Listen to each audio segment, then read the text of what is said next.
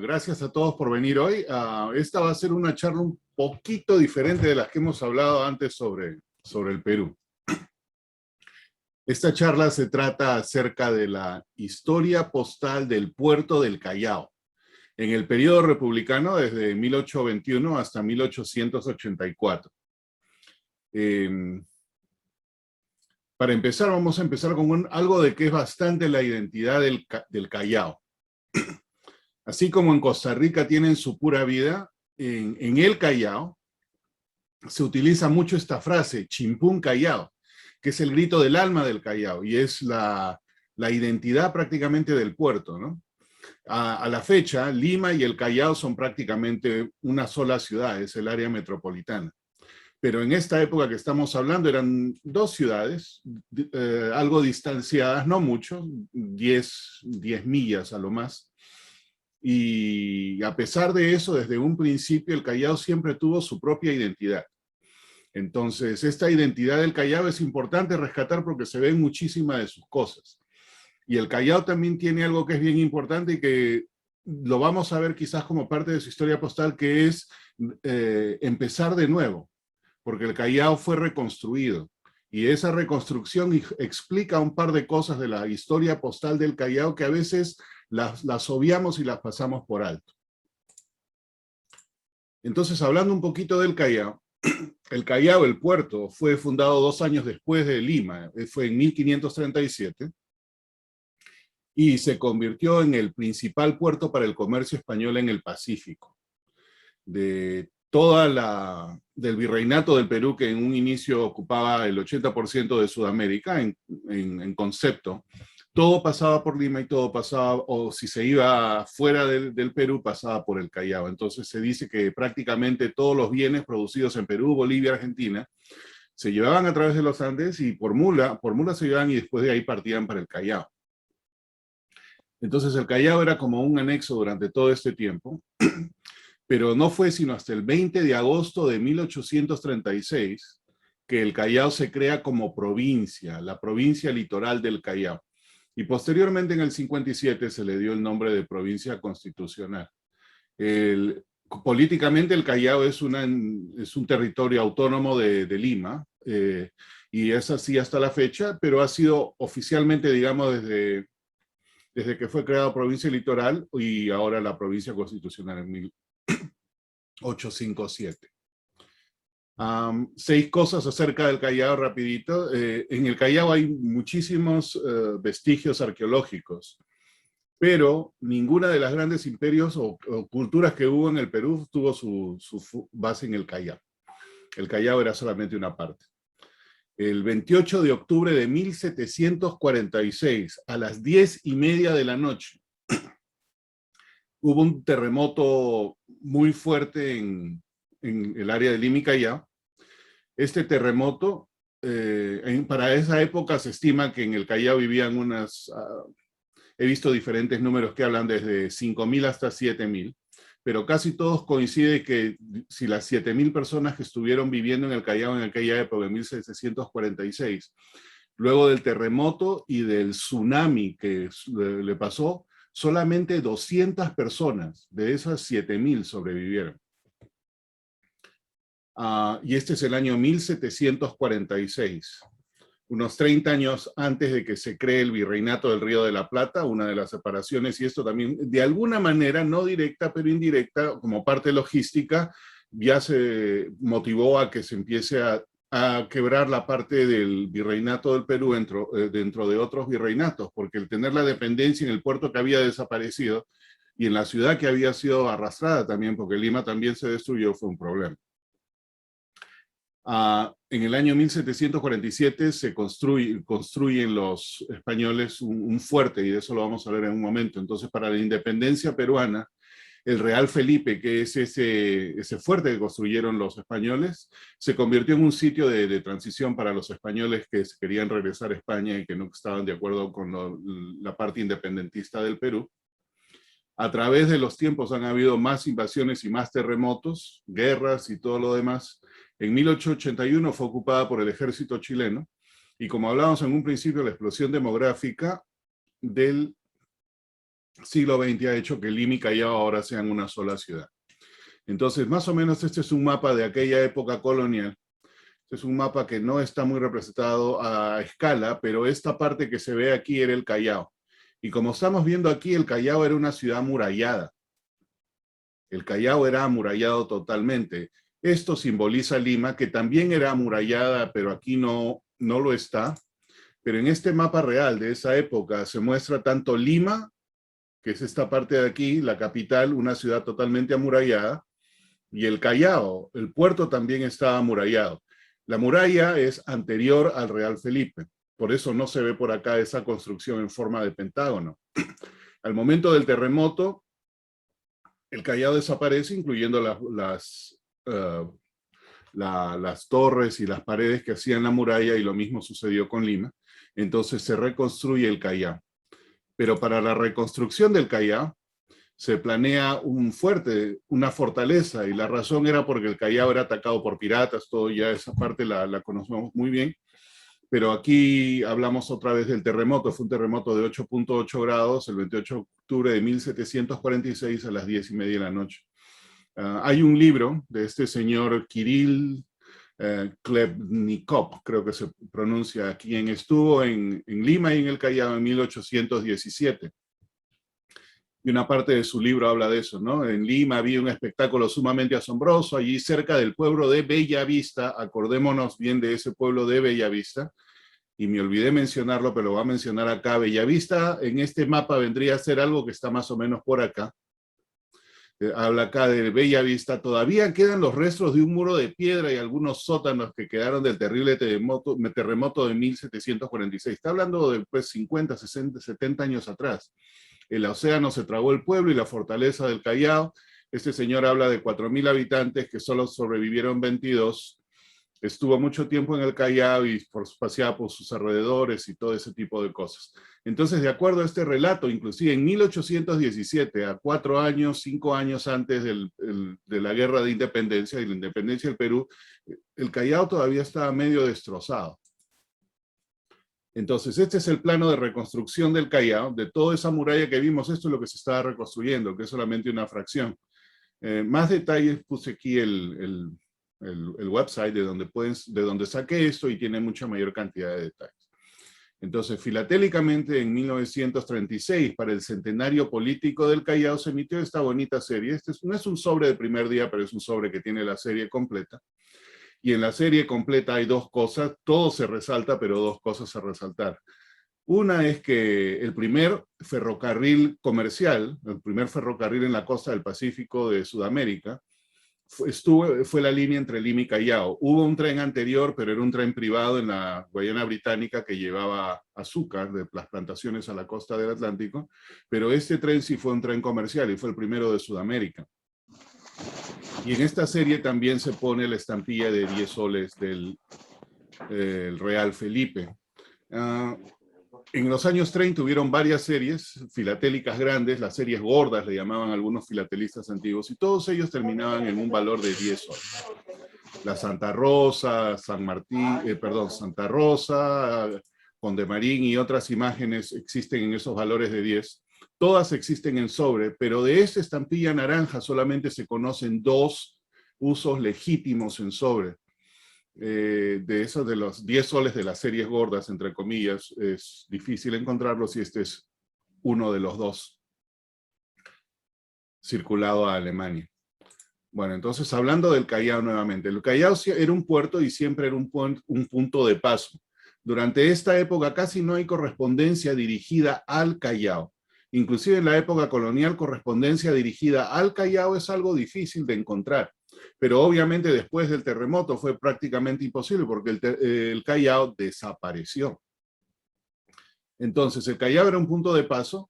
Aquí tenemos esta carta que de la época colonial que va de Perú a España, a Madrid. En ese tiempo se identificaba con la marca Perú. Ya cuando entramos a la época republicana, ya la marca Perú es reemplazada por esta marca Franca Lima. Y esta Franca Lima, este sobre que también va a Madrid, es el más temprano conocido de todos. Este es el 9 de octubre de 1820. ¿Qué tiene que ver con el Callao? Lo mismo que estamos poniendo acá, era un punto de paso, no había nada en el Callao. Entonces, hablando del Callao, la ruta de Lima al Callao, una ruta de 10 millas, es este pedazo. Esta es la silueta del mapa que saqué de este lado, si lo quieren ver en su totalidad, y prácticamente la ruta es esta, ¿no? Del Callao, el Océano Pacífico, las Islas San Lorenzo, el Frontón y las Islas Palomino hacia el Callao, son más o menos unos 15, 16 kilómetros. Esta época es muy difícil encontrar algo dirigido directamente al Callao, o algo de lo que fue del Callao. Entonces aquí hay una guía postal que habla del envío del correo de la ruta del Callao, que se recibió, llegó a Lima, y venía del Ejército Unido. Este es de 1823, cuando estábamos en plena guerra de independencia, y habla del envío de una carta simple y 2 cartas dobles. El porte simple en aquel momento era un real. Entonces, cartas al Callao durante todo este tiempo, obviamente no existe, el Callao estaba destruido. Entonces lo que surgió fue Bellavista. Bellavista está más alejado de la costa, pero empezó de la nada, y así fue. Después del terremoto de 1746, muchas de la reconstrucción se hizo en Bellavista para no tener el problema de que el mar se saliera. Sin embargo, durante el terremoto del 1746, la salida del mar llegó hasta Bellavista y mucho más allá. Fue un maremoto inmenso, 7.000 personas prácticamente fueron las que fallecieron. Entonces es uno de los sobres más antiguos que se conoce enviado a Bellavista. Va de Lima a Bellavista, que vendría a ser las afueras del Callao. El Callao no existía como algo permanente con instituciones, digamos, todo había sido movido aquí. Y va este señor Ambrosio Céspedes, que está encargado de los ingresos, me imagino, al hospital y la Secretaría de Guerra. Otra vez, esta es la época de la Guerra de Independencia, así que inclusive correspondencia a esta época es bastante complicada. El Real Felipe ya había sido construido en la época de Independencia. Los españoles que no estaban de acuerdo con la política de independencia del Perú y su creación, se refugiaban en el Real Felipe para ahí ser embarcados hacia España si es que querían regresar. Entonces esta carta está originada en el Real Felipe, que fue cambiado de nombre a Fortaleza de la Independencia, y también se envía a Bellavista. Aquí va el teniente gobernador en Bellavista. Otra vez, toda la parte administrativa, política y todo eso no existía en el Callao. Lo que existía era de este tipo de cosas en Bellavista.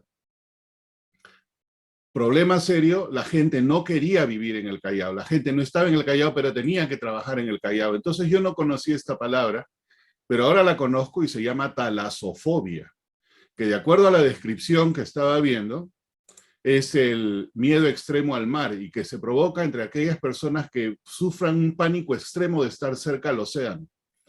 Y realmente esto fue lo que le pasó quizás a la gente durante ese tiempo, porque la realidad del asunto es que desde 1747, la época colonial, pero lo que estamos hablando aquí, desde 1821 hasta 1839, las cartas dirigidas o procedentes del Callao son muy raras. A pesar de que hablamos de cualquier cantidad de correspondencia entre Lima y Callao, este periodo es sumamente raro. Razón de ello, un trauma social. Después del terremoto y el tsunami, nadie quería pasar la noche en el puerto. Acordémonos que este terremoto fue a las 10:30 de la noche, cuando no había energía eléctrica, y un terremoto devastador, y la gente ni sabía que se venía la ola. Quizás, me imagino que escucharía solamente las olas del mar, pero no sabían lo que era, y con eso desapareció, ¿no? Entonces, hasta 1833 es que no empieza a renacer el Callao. Estamos hablando prácticamente de 90 años después. O sea, esta parte de talasofobia me imagino que fue el problema realmente serio para que el Callao realmente pueda volver a reconstruirse. Una cosa interesante es que durante el maremoto de 1746, ¿no? Pero unos años más tarde, en el 57, los barcos que habían sido movidos de la costa hacia adentro de la tierra, uno de ellos fue encontrado en Bellavista, como parte del maremoto que lo movió de la costa hacia adentro varios kilómetros. ¿Qué sucedió? En este barco, en este buque, había una imagen de un Cristo tallado en madera y se encontró intacta. Y este señor del mar, como fue llamado, es una imagen que hoy se saca en procesión todos los 28 de octubre. Y desde 1941, todos los 24 de mayo, que hubo otro terremoto devastador que destrozó el Callao nuevamente, no todo, pero una gran parte, y también Lima. Entonces, cuando miramos el libro de Colareta o miramos cualquier libro que nos habla de historia postal, nos vamos a dar cuenta que hay una marca colonial y de ahí se salta muchísimos años hasta 1840. La razón no es que ese matasello original colonial se usase por muchas décadas. El Callao desapareció. Esa es la razón. Y no es hasta 1840, que esto lo saqué del libro de Colareta, que vuelve a poner la primera marca republicana del Callao en circulación. Entonces, esta es una nueva marca. Esta marca se ve principalmente en esa época como ingreso de cartas. Esta es una carta que viene de Valparaíso a Lima, el 15 de octubre de 1839, y esta carta es anterior a lo que descubrió Colareta, un año antes. En esta época, esta marca Callao se utilizaba. El franca significa que llegabas al Callao y todavía tenía que pagar la parte de ingreso, entonces me imagino que habrá llegado con dinero extra para pagar el tránsito terrestre del Callao hacia Lima. Esta carta viene hacia Lima. Otro descubrimiento es este es muy posterior, es de 1850, la misma marca Callao, pero esta vez en azul. Colareta no la registró. En una colección que compré, encontré 3 de estas y la verdad no he visto nunca más otra en color azul. Acá se ve verde, pero en realidad es azul por el cambio, ¿no? Otra cosa interesante de esto es que esta es la única carta certificada que existe a Bellavista.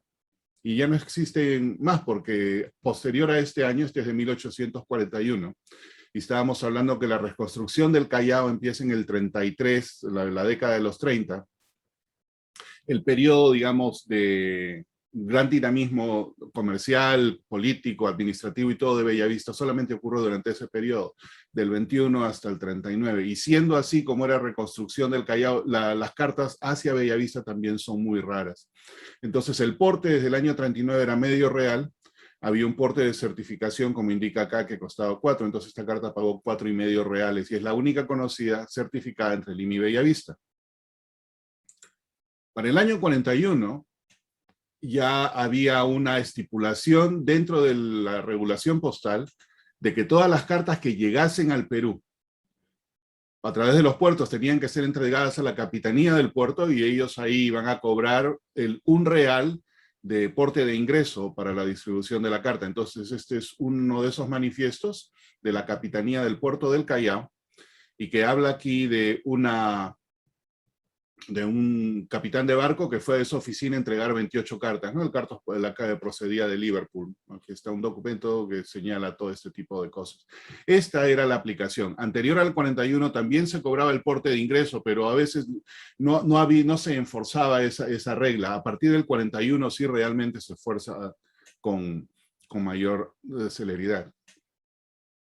Entonces, hasta esta época estamos hablando, el Callao destruido, empieza su reconstrucción durante la década de los 1830, finales de los 30, hacia el 41 ya empieza a organizarse de alguna manera dentro del Callao, pero la razón que motivó a hacer todo esto era una razón económica, y fue el boom del guano. El boom del guano empieza en la década de los 1840. Las compañías de distribución de guano, las compañías administrativas, los inversionistas, todos esos estaban en Lima. El puerto del Callao tenía la conexión hacia lo que venía del mar y también tenía la conexión terrestre con Lima. Entonces, por eso es una motivación extra para empezar a reconstruir el Callao nuevamente.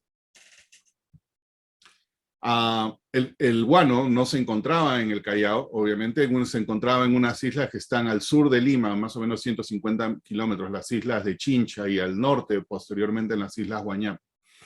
Entonces, punto comercial, el Callao gana interés porque tenía que tener esa facilidad de distribución comercial y de cartas de comunicaciones con Lima.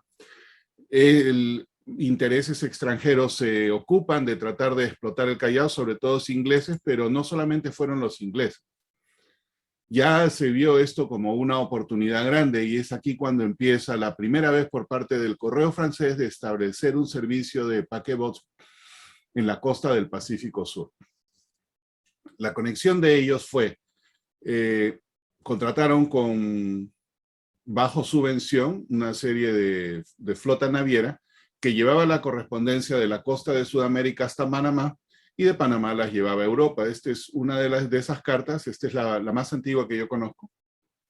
Y estas cartas se conocen por estas dos marquitas que llevan aquí, ¿no? América del Sur, Panamá, viene de América del Sur, y este era el punto de paso, el matasello de paso que le aplicaban. Esta va de Arequipa a Morlaix, en Francia. Obviamente pasó por el Callao, porque era donde salía la distribución de este barco, o de estos vapores veleros que llegaban hasta Panamá. Hablando de los franceses, esto era bajo el contrato de los franceses, pero también barcos privados, digamos, o de otra calaña, tendrían su participación y querían también tener las ventajas de este punto comercial que había con el Callao, con la costa del Pacífico, con el boom del Guano y todo eso. Entonces esta carta está fechada dentro de la corbeta La Triunfante, creo, ¿no? Que está en el Callao, en el Perú, el 28 de julio de 1845. Entonces el contenido está intacto, está escrita en francés. Yo no hablo francés, pero el dueño anterior tradujo la carta, y hay una parte que es bien interesante, ¿no? Es el marinero que le escribe a su familia, y acá habla de que él espera ver pues correspondencia por parte de su familia cada 6 meses, y ya han pasado 13 meses, dice: mi tiempo la paso en el Callao, un pequeño puerto a 2 horas de Lima. La maravilla de Sudamérica, claro, era el boom del guano, ese era el sitio estar donde se podía sacar todo eso. Un camino llano de 2 leguas servido por carruajes estilo francés establece las comunicaciones entre Lima y Callao. Entonces esta es una indicación de que por esas 2 leguas, a 1 hora por legua en estos carruajes se podía llegar del Callao a Lima en esta época, para quienes quisieran tener ese viaje extra como este marinero que estuvo ahí. Entonces esa era la parte francesa. Desde 1840 ya sabemos que en el Pacífico estaba la Pacific Steam. Entonces la Pacific Steam también establece el Callao como un punto de ingreso, y este es un manifiesto de ingreso de unas cartas en 1845 que vinieron por el vapor Perú. El manifiesto está en Lima, pero obviamente llegó a través del Callao. 1845, ok, pero esto no es todo, ya estamos acá, la Pacific saca ventaja, los franceses quieren establecer algo, y obviamente también pues los ingleses establecen su oficina postal en el Callao. Entonces desde 1846 hubo oficina postal en el Callao, y esta es una carta que viene de Inglaterra hacia Lima, obviamente ingresa por el Callao, ya con el Paid Ship Letter desde Londres, y en aquella época nos identificaban como las Indias del Oeste, ¿no? Entonces vino por vapor vía Panamá a la India del Oeste. Inglaterra, Pacific Steam y los franceses. Pero el Perú también tenía que hacer algo, y esta es la parte terrestre. Una vez que llegaban las cartas al Callao, tenía el volumen que estaba de ingreso y comercio y todo lo que estaba con el boom del guano, de alguna manera había que suplementarlo con una agilidad postal, y esa agilidad postal vino con 2 servicios. El primer servicio era un servicio expreso. Este servicio expreso que indicaba del Callao a Lima. Estas eran las cartas expresas que venían del Callao y que trataban de llevarse, me parece que eran, no recuerdo si eran 4 viajes diarios o 5 viajes diarios. Esa información la perdí. Pero ni bien llegaban al Callao, se reenviaban. Esta es una comunicación de esas, curiosamente con dos aplicaciones de la marca. No sé si las 2 aplicaciones significa aporte doble, eso me imagino que fue una usanza posterior, pero en esta época quizás no lo fuera.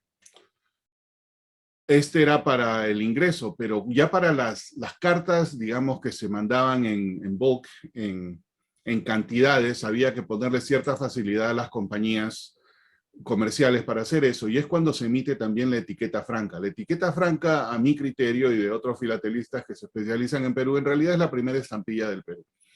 Era solamente una marca prefilatélica sobre un papel amarillo, pero es una estampilla provisional, y estas se vendían al por mayor, digamos, ¿no? Para un rate fijo, para las cartas que salían de Lima hacia el extranjero, y esto pagaba el porte del Callao, pero también la etiqueta franca se utilizó para hacer el pago de ingreso, cuando llegaban al Callao y tenían que ser llevadas a Lima. Esta es una carta con la etiqueta franca que se descubrió hace durante los últimos 5 años, es la más tardía conocida. Y las descripciones que están aquí, más lo que está dentro de la carta, coincide con toda la descripción que existe en este libro, ¿no? Lo de Travels in the United States during este periodo. Entonces, ya tenemos Francia, ya tenemos la Pacific Steam, ya tenemos a los ingleses, ya tenemos en el Perú. Hay una tensión tremenda en lo que va a ser el Callao como punto comercial, punto de distribución. Y recién en esta época el Callao se está reconstruyendo. No era que el Callao ya venía completo, el Callao recién se está construyendo durante la última década. Pero el Perú también tuvo que tomar las medidas correspondientes para poder tomar ventaja de esa ruta marina, y el Perú contrata con la Pacific Steam para que lleve la correspondencia bajo un monto fijo anual que se le pagaba a esta compañía independientemente de la cantidad de cartas. Entonces el contrato entra en efecto el 1 de abril del 51, y también para agilizar las cartas entre Lima y Callao, se inaugura el primer ferrocarril de Sudamérica. Se inauguró el 17 de mayo de 1851. Este era el Lima y Callao. Esta imagen la saqué de algo que posteó Juan Pablo Aguilar referente a que esta medalla ganó un premio, una medalla moderna. Entonces, 17 de mayo del 51, inauguración del tren Lima-Callao. 1 de abril del 51, prácticamente un mes antes, se establece la conexión con la Pacific Steam. Y este es el sobre más interesante que he visto de Callao de esa época. Este sobre está fechado el 25 de mayo, una semana después de la inauguración del tren Lima-Callao. El día que se inaugura el tren Lima-Callao, a partir de ese día se llevaban las cartas en el tren. Esta es la carta más antigua conocida que viajó en el tren, una semana después. Pero no viaja solo al Callao, viaja a Cobija, y también tomó la conexión de la Pacific Steam prácticamente mes y medio después que se inaugure ese servicio. El porte desde 1839 era medio real, y esta carta prefilatélica del 52 lleva esa designación de medio real. Fue transportada por tren de Lima al Callao. La oficina postal inglesa en el Callao era la que llevaba las cartas, la que manejaba las cartas fuera de la costa del Pacífico, porque el contrato del Perú con la Pacific Steam era solamente para llevar hacia los países servidos por la línea de la Pacific. Vendría a ser los puertos de Valparaíso en Chile hasta Panamá, nada más. Pero si seguía hacia otro destino, tenía que hacerlo a través del consulado inglés, del BPO. Y esta es una carta de esas que va primero a Londres, y de ahí es redireccionada a Génova. Tiene la marca del doble semicírculo del Callao. Interesante ver que esta es una carta oficial, no va al cónsul del Perú, no tiene la marca, pero tengo otras dos bien similares que tienen la marca oficial. Correspondencia oficial fuera del Perú en esta época no es muy común. Entonces estamos hablando del año 1855. Ya de alguna manera el Callao se está reafirmando nuevamente. Estamos hablando 20 años que lleva aproximadamente un par de décadas de haber sido reconstruido. Entonces, esta carta de aquí, una carta judicial, procede de lo que ya está designado como el juzgado de primera instancia de la provincia del Callao. Para esta época ya las instituciones se mueven de Bellavista nuevamente hacia el Callao. Bellavista queda como una zona más residencial, y se puede decir que prácticamente tomó un siglo recuperar la confianza ciudadana para restablecerse en el Callao. El terremoto que la destruyó en 1746, y esta carta que es de 1856, 110 años después. Tomó muchísimo tiempo, increíble. Es una cosa que explica de muchas maneras por qué las cartas dirigidas hacia el Callao en esta época no son de nada comunes. Entonces, teniendo la oficina postal británica en el Callao y en un punto estratégico del Pacífico, la oficina postal británica la puso dentro de su red de punto de tránsito, y estas son las cartas que existen de Australia vía Callao. Esta es una carta que viene desde Sydney y que va hacia Boston, y desde Australia y Sudamérica, prácticamente estando en el lado opuesto del mundo, podían tomar cualquiera de las dos rutas. Esta es la ruta que venía cruzando todo el Pacífico, desde Sydney hasta el Callao, y de ahí tomar la ruta normal que la conectaba por la Pacífica hasta Panamá y de Panamá hasta los Estados Unidos. El Callao estaba en ese punto estratégico, como también lo estuvo durante toda esta época Valparaíso, igual Guayaquil, pero estas cartas se conocen de Australia que pasaban por el Callao. Reconstrucción nuevamente de Lima, obviamente habían agentes encaminadores, pero solamente uno tiene marcas y este es Crosby. Crosby tenía la operación de encaminador dentro del Callao, o en el puerto del Callao y también en Valparaíso. Esta va a Connecticut y está encaminada por Crosby en el Callao. Entonces, hasta esta época es la parte prefilatélica y de ahí viene ya el periodo de prueba, ya con todo lo que se había visto de crecimiento comercial, de demanda de comunicaciones más rápidas y de tener una forma de administración postal más eficiente, se experimenta con el sistema de franqueo previo con estampillas. Y las 3 ciudades que se usaron en ese momento, que emplearon estampillas que fueron cedidas por la Pacific Steam, no fueron usadas por la Pacific Steam, estas son estampillas cedidas por ellos. Las 3 ciudades fueron Lima, Callao y Chorrillos. Lima y Callao, que en esta época estaba conectada por tren, Chorrillos todavía no estaba conectada por tren, pero era parte de la ruta. Y la razón de que Chorrillos estaba conectada era porque el periodo de prueba va de diciembre a marzo, diciembre del 57 a marzo del 58, que es el verano en Sudamérica, en el hemisferio sur. Chorrillos era el resort de esa época. Muchos de los comerciantes y los importantes personajes no estaban en Lima, ellos estaban veraneando en Chorrillos. Por eso Chorrillos es parte de los 3 puntos de uso provisional de la estampilla La Pacific. Este es un frente, el más tardío conocido, usado el 4 de marzo del 58, 6 días antes de que se implementen las estampillas a nivel nacional. Entonces, a la implementación del franqueo previo, en todo el territorio, las conexiones que estaban menos de 25 leguas tenían 50% de descuento. El porte original era 1 peseta, la mitad un dinero, entonces la correspondencia entre Lima y Callao, esta carta va del Callao a Lima en el abril del 15 del 59, pagaba solamente la mitad. Hubo también problemas de escasez de estampillas. Esta es una carta originada en el Callao. Como no habían estampillas, se le aplicaron 2 matasellos. Cada matasello lo usaban como si fuera un real, entonces esta es una carta doble para esta va a Arequipa, es una carta simple en este caso, con los 2 matasellos del Callao para equivaler 1 peseta. Este es el año 61, y en el año 61 también hay otra cosa interesante. Conocen varias cartas que van a Chile, que pasaban por el correo, no están marcadas como franca por falta de estampillas, pero viajaban así a Chile. Y solamente en este periodo, en el 61, parte del 62, se conocen hacia Chile. Las cartas que iban a Ecuador, cartas que iban a Bolivia, tienen estampillas. ¿Qué sucedió? Todavía no se sabe. Quizás sea una franca por falta de estampilla en el mismo día. Nunca he visto otra carta del mismo día enviada a otro país que no fuera Chile, que viaje solamente con el sello, pero la curiosidad es que era solo a Chile, no era Ecuador, no era Bolivia, no era ningún otro lado. Aquí esta es una carta que circuló dentro del Callao. Esta es una carta de una logia masónica anunciando la notificación de aceptación a un nuevo miembro.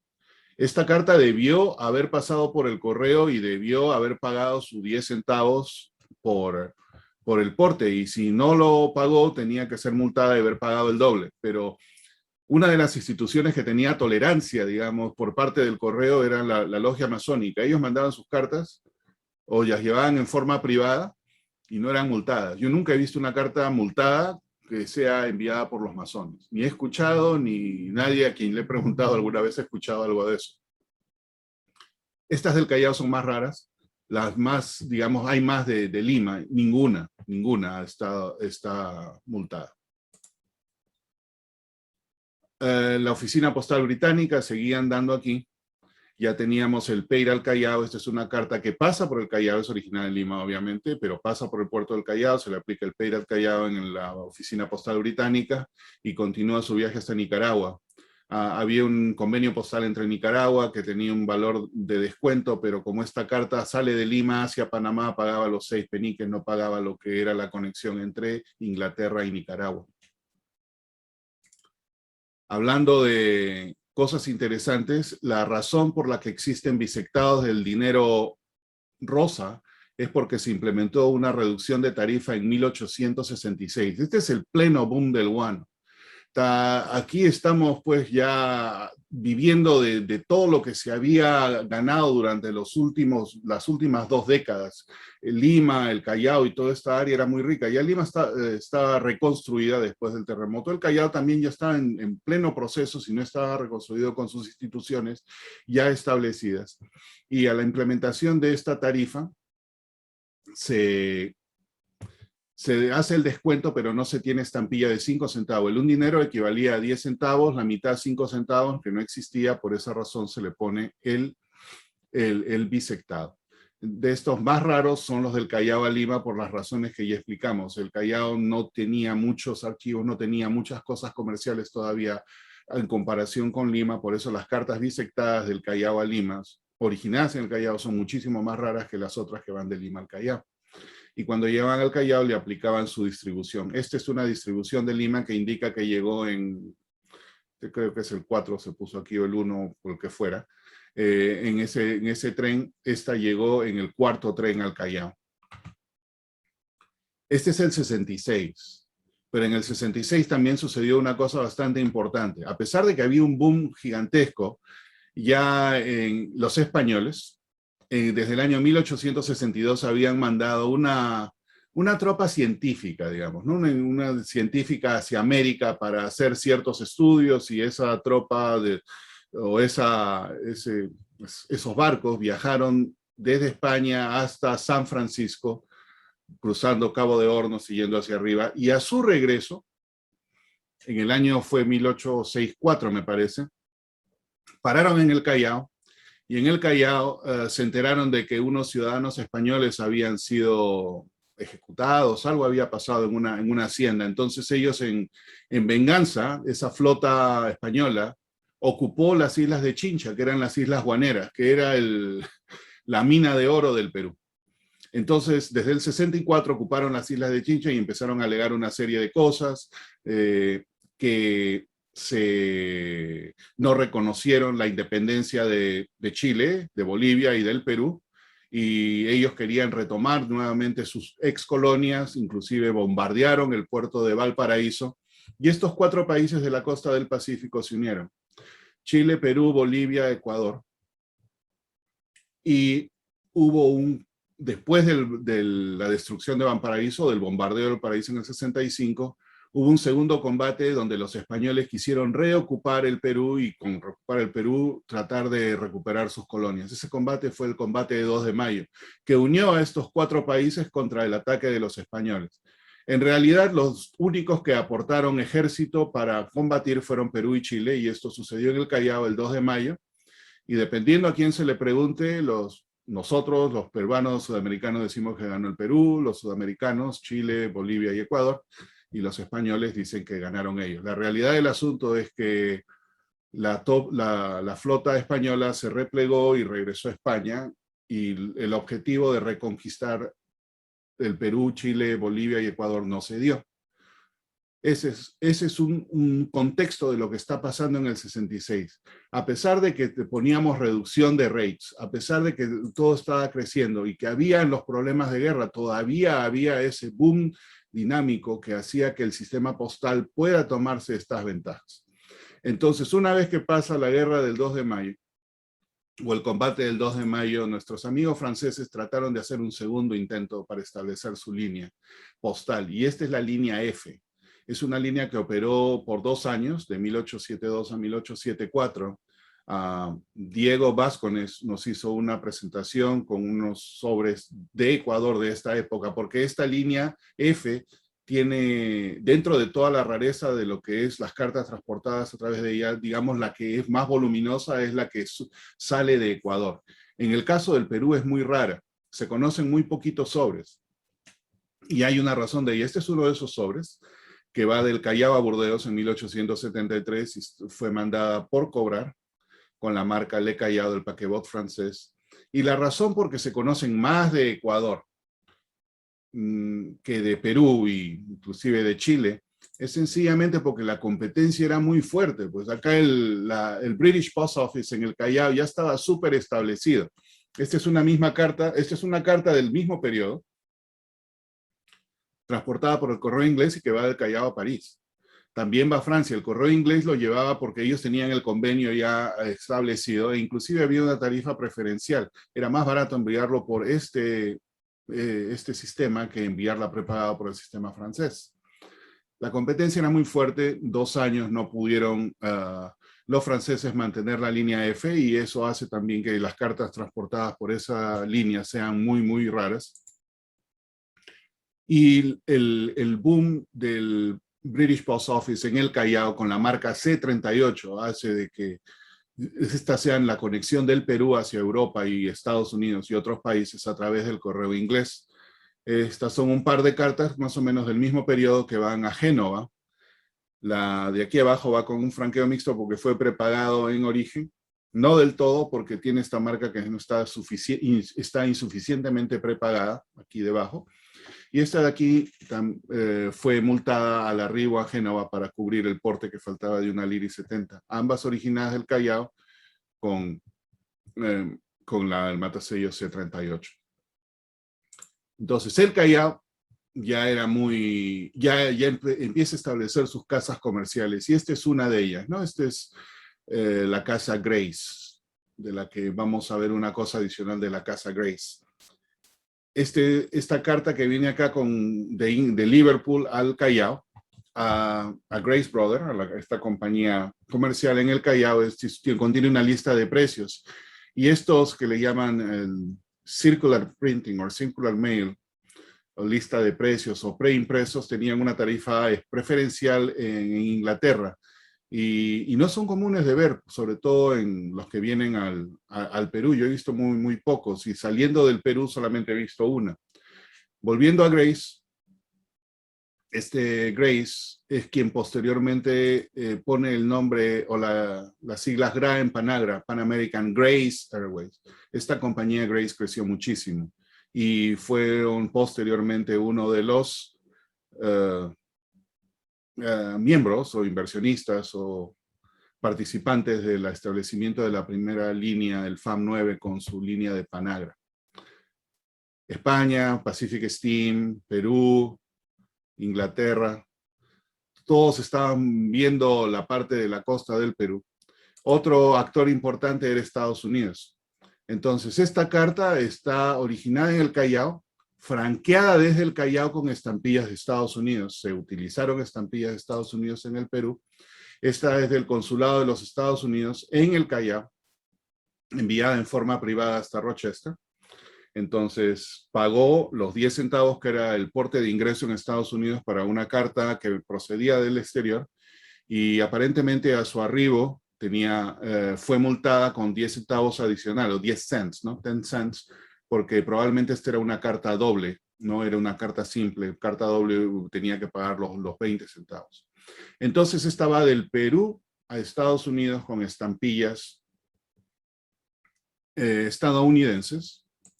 Obviamente, si la recibíamos de Estados Unidos hacia el Perú, venía con estampillas de Estados Unidos. Pero esta es una carta interesante, porque esta la mandan a Brian Grace como agente encaminador en el Callao, porque la carta está dirigida a un capitán de barco. Me imagino que el capitán de barco de Gen Butler, creo que es el nombre del barco, estaría bajo contrato con la Grace para llevar guano o alguna otra cosa, o poner otro tipo de comercio para establecer la conexión a través del barco. Entonces era más fácil, en lugar de mandárselo al barco que quién sabe dónde esté, mándenselo a Grace Company y ellos se lo van a hacer llegar al capitán del barco.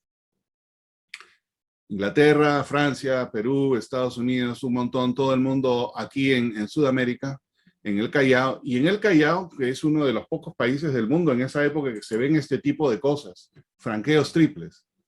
Esta carta va del Callao a Filadelfia, y este Callao a Filadelfia está pagado con el porte cuádruple peruano, cuádruple inglés y simple de ingreso en Estados Unidos. Esa es la razón por la que es multada con el doble a la hora de llegar a los Estados Unidos, a su puerto de entrada que fue en Nueva York. De estas cartas que se ven impresionantes y todo, existen varias. Más difíciles es encontrar solo que tenga estampilla de Estados Unidos o que haya obviado uno de ellos. Generalmente obviaban la del Perú porque le llevaban directamente al consulado británico y le ponían las estampillas estadounidenses para poder prepagar el ingreso en Nueva York o el punto de entrada en Estados Unidos. Entonces, este es 1878, mucho comercio, mucha interacción postal con muchos países en el mundo.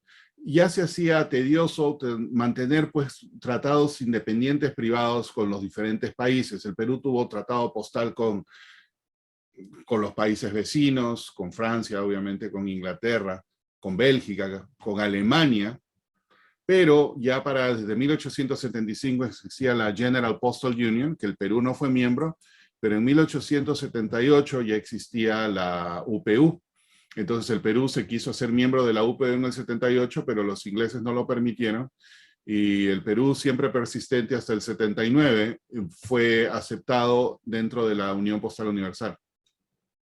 Nuevamente es aceptado dentro de un periodo interesante, porque esta carta va en agosto del 79, paga 27 centavos, que era la tarifa inflacionaria, pero el problema que teníamos en ese momento es de que ya desde el 5 de abril de ese mismo año estábamos en guerra, la guerra del Pacífico, entre Perú, Chile y Bolivia. Entonces se declara la guerra, y ya todos sabemos cuál es el resultado de la guerra. Bolivia pierde su acceso al mar, y Perú perdió lo que fue la provincia del sur de Tarapacá, incluyendo Arica y parte de Tacna, que por varias décadas estuvo bajo control chileno. Guerra del Pacífico, todo aparentemente estaba andando muy bien, y tanto los chilenos como los peruanos pensaron de que esto no duraría mucho, pero duró mucho tiempo, 3 años y medio más o menos, y todo el mundo pensaba que cuando el Callao y Lima sean ocupadas por el ejército chileno se acabaría la guerra. Pues no, no se acabó, más bien entró en un periodo más beligerante porque el gobierno se trasladó a otro lugar del país, estábamos ya peleando más fuerte y todo. Entonces el 17 de enero se ocupa Lima y Callao, pero los chilenos dejaron bajo control peruano el manejo del correo. El correo todavía estaba andando, y esta es una carta sin multar dentro del Callao, nuevamente.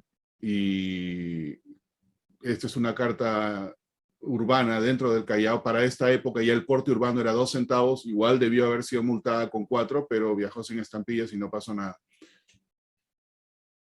Cosas interesantes de esta época es que tenemos la guerra, pero la cosa comercial sigue andando sin ningún problema. Este es un manifiesto de envío que viene de Valparaíso hacia el Callao, enviado por la Pacific Steam. Estamos hablando aquí de septiembre del 81. Callao está ocupado, sigue andando normal. Había guerra, pero había trato comercial, no pasaba nada. Y más que eso, inclusive como estaban en plena reconstrucción del Callao, los masones estaban poniendo en Lima sus bonos para construir la logia masónica en el Callao. O sea, había guerra, había X cantidad de cosas, pero aquí se estaban emitiendo bonos. Y este es un bono del 1 de septiembre del 81, en plena ocupación, para colectar fondos y construir el templo masónico del Callao. Entonces los chilenos en el Callao estuvieron en lo que era el Real Felipe, luego renombrado Fuerte de la Independencia, y aquí está Fuerte Independencia, Callao, República de Chile. Este es el periodo de ocupación. Y en el periodo de ocupación, cuando, como dije ya, el ejército chileno pensó que al ocupar Lima se acababa la guerra, pero no pasó eso, y por varios meses los peruanos seguían bajo control del sistema postal y otros servicios públicos, pero como no se veía manifestación de que la cosa cambiase, el 1 de diciembre de 1881, las oficinas postales de Lima y Callao fueron ocupadas por el ejército chileno y pasaron bajo control chileno. y esa es la razón por la que existen estas estampillas peruanas reselladas con el escudo de armas de Chile. Esta situación duró hasta que se pusieron en circulación desde julio del 82 hasta el final de la guerra las estampillas chilenas para que circulasen dentro del Perú.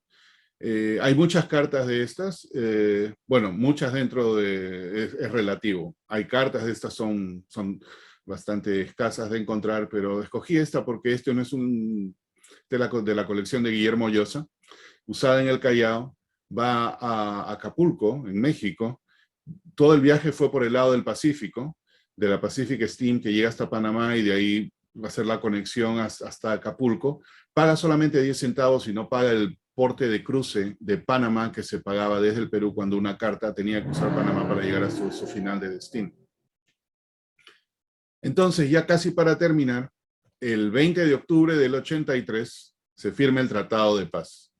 Al firmarse el Tratado de Paz, todo regresa bajo control peruano y desde esa época continúa como control peruano, y las estampillas que estaban en existencia, como en la época de la guerra no se sabía qué había sucedido, se resellaron con estas overprint triangulares. El 10 centavos negros no, porque cuando se imprimió y llegó en el periodo de guerra, no se puso en circulación, más bien se les mantuvo en bóveda en Guayaquil, y no fueron transportadas hasta el Perú hasta que el término de la guerra. Por eso las estampillas de 10 centavos negras no se ven con el triángulo, por esa razón. Esas nunca estuvieron antes de la guerra dentro del Perú, solamente después. Todas las anteriores le pusieron esto. Y con eso, así como empezamos con un chimpún callao, también terminamos con un chimpún callao. Y estas son las instituciones filatélicas que tuvieron a bien aceptarme en algún momento como miembro. Todavía soy miembro de todas, incluyo mi club aquí dentro de la ciudad de Fremont, en California, que es donde yo vivo, un suburbio de San Francisco. Y con eso, muchas gracias. Espero no haberlos aburrido mucho y si tienen alguna pregunta, con gusto la contestaré. Muy bueno. Muy bien, Henry. Gracias. Sí. Yo quisiera compartir algo en la pantalla para... Sí, por favor, adelante. Para ilustrar una carta de 1826 con la marca Callao. Uy, eso es una cosa muy rara. A ver, para verla. Wow. ¿Se está viendo ahorita? Sí, sí, sí, se está viendo. Ese es el Callao colonial. Correcto, es 1826, es una carta de Callao a Popayán. Wow. Pagó 4 reales. Por supuesto, no está en mis manos, está en el archivo histórico, en el Archivo General de la Nación en Bogotá. Bueno, y allí está. Yo tengo referencia de 1826. No tiene nada dentro, no sé por qué 1800, pero estoy seguro que es 1826. Así que si quieres te envío una copia para tus registros. Sí, sí, sí, por favor. Esta es una cosa muy rara. Yo nunca había visto el uso del colonial de la marca Callao en el periodo republicano. Así sí, que esta es tremenda pieza. Bueno, muy bien. Gracias. Perfecto. A ver, yo dejo de compartir. Acá te pongo. Ahí Jaime creo que está con la mano en alto. Jaime. Sí, sí, Henry, muy interesante la charla que nos diste esta noche. Yo te quisiera preguntar, tras el terremoto y destrucción del Callao, ¿cuál fue el puerto alterno o cuál fue la ruta alterna de llegada? Todavía era el Callao, pero el puerto lo movieron a otra parte de la costa, un poco más al norte, pero ya no había ciudad, entonces la población ya no estaba en el Callao, estaba en Bellavista. En la noche nadie se quería quedar en el puerto, pero obviamente alguien se tenía que quedar y eran los que cuidaban el puerto, y ahí es donde llegaban los barcos. Otros puertos se empezaron a desarrollar, Paita en el norte, Mollendo en el sur, Guayaquil empieza a tener también más dinámica, Valparaíso también siempre tuvo bastante dinámica, pero para ingreso a Lima la única manera era el Callao, y solamente lo movieron millas X, construyendo un pier temporal y todo eso. Mi pregunta iba dirigida por la carta que tengo de aquí de Monterrey a Lima, de abril de 1821. Sí. Que indica vía Paita. Pero viendo en el mapa está lejísimos de Lima. Está lejísimo, pero sin embargo la red interna estaba muy bien distribuida. Habían 4 rutas y Paita está en el norte. Es muy probable que esa carta haya llegado a Paita. Paita desembarcó y por tierra la llevaron hasta Lima. Y se mandó por ahí como consecuencia de que todavía estaba todo destruido. Todo destruido. Y las evidencias de los libros que existen y todo eso que habla de que el Callao estaba en ruinas, había muy pocas cosas en pie. Lo que sí seguía en pie era el Real Felipe, que se construyó un año después del terremoto para proteger la ciudad, pero demás servicios no estaban realmente todavía muy desarrollados, sino hasta la década de los 1830. Gracias, muchas gracias. Gracias a ti. Mauricio. Primero, Henry, felicidades. Muchas gracias por esta bonita presentación. Con relación a esta marca Callao azul, pero que se mostró en verde, ¿se sabe cuál era la tinta para que se hubiera degradado el color? Y si hay algún otro ejemplo que igual le pasó lo mismo. No sé la composición de la tinta, pero eso se puede deducir con ese X-Raman, todo eso. Digo que es azul porque en la colección que yo compré hay 2 más. Este es el único sobre que está sobre papel azul y alguna razón quizás me imagino la reacción hizo que se vea verdoso, pero en los otros que está sobre el papel medio color beige es azul y es de la misma época. Entonces quizás sea la reacción o la parte visual viendo el color con el papel de abajo o algo, pero por eso pienso yo que la pongo azul, no la pongo como verde. Ok, gracias. Alfonso. Gracias, Henry. Te felicito por la presentación. Muchas gracias. Henry, una consulta en el término económico de la ciudad. ¿Qué pasó con todo el guano que se producía antes y qué impacto ha tenido eso en el desarrollo del puerto? Bueno, esa es una parte interesante y hay unos tomos de la historia republicana del Perú escritas por un historiador peruano muy conocido, Basadre, ¿no? Y otros más. Y en aquella época el Perú tenía la deuda externa por la parte de la Guerra de la Independencia y otras cosas. El Perú estaba endeudado en los años 20, 30, 1820, 30. Toda esa deuda se pagó con el producto de la venta del guano. No solamente eso, también se desarrolló Lima, se reconstruyó Lima con los ingresos de la venta del guano. El establecimiento de casas comerciales en Lima, en el Callao, que se dedicaban a eso, Tomás Lacham, Grace, el mismo Ángel Chávez, que es el que recibía las cartas del archivo más grande de Ecuador, todos ellos se dedicaban a la comercialización del guano. Y se hicieron muy, muy ricos.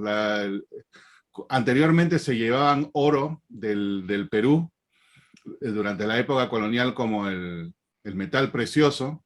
El guano fue el fertilizante que revitalizó las tierras europeas y era muy preferido y era muy cotizado y se vendía a muy buen precio. Inclusive en los 70, por ahí creo que tengo una carta, el guano se cotizaba en la Bolsa de Valores de Nueva York. Era una cosa muy, muy conocida.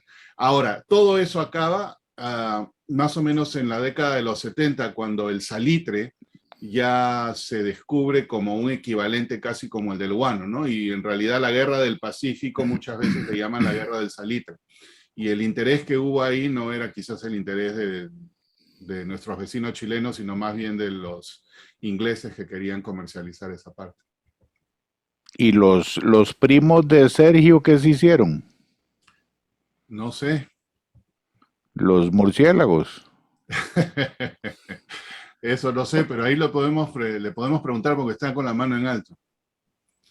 Una de las cosas, Henry, que fue que se empezaron a poder sintetizar el fertilizador como nitrógeno y eso no necesitaban el guano. Exacto. Pasó después. Exacto, y pasó a la historia. Y una vez leí de por qué el guano del Perú era tan preciado, porque es el proceso natural de digestión de estas aves, pues, ¿no? Y digamos son a través de millones de años y todo eso, o miles de años. ¿Qué sucedió? Lo que pasa es que en la costa del Perú, diferente a lo que escuchamos de las lluvias en Paiva, en Costa Rica, en otro lado, en la costa del Perú casi no llueve.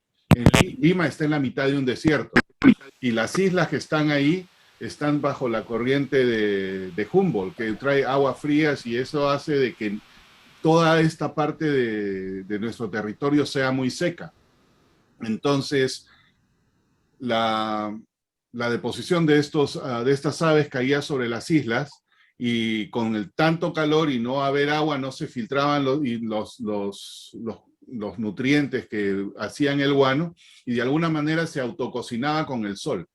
Todo eso hacía de que este guano mantenga absolutamente todas sus propiedades. Y las islas de Chincha, que eran 3, que tenían enormes cerros, para el principio que empieza la explotación, al final ya eran casi planas, y de ahí se van a otras islas, que son las Islas Guañape en el norte del Perú. Y que tenían prácticamente la misma condición, ¿no? Nunca llueve, las mismas aves, se cocinó naturalmente. Esa es la razón de que este guano era muy preciado. Bueno, Sergio. Henry, una pregunta. Oh, sí, sí. Con el correr de los años, cuando ya el guano pierde su importancia, pues las aves siguieron, digamos, defecando allí. ¿Eso continúa? Sí, hasta ahora se vende guano, pero ya no como en las cantidades de antes, ¿no? Y todavía se cotiza muy caro. Ok. Sergio, disculpa, sí. Bueno, Henry, muy interesante la presentación, felicito por eso.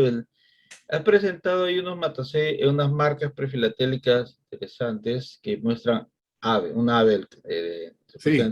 Es una de las pocas marcas prefilatélicas que muestra animales. Sí.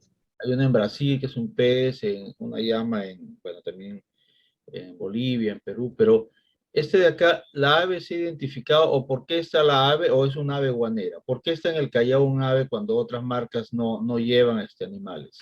Esa es una muy buena pregunta. La verdad yo no sé si es una ave guanera o no.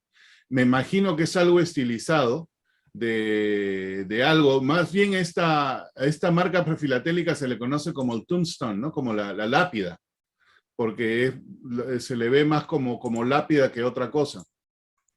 Entonces, ahí la estoy compartiendo nuevamente.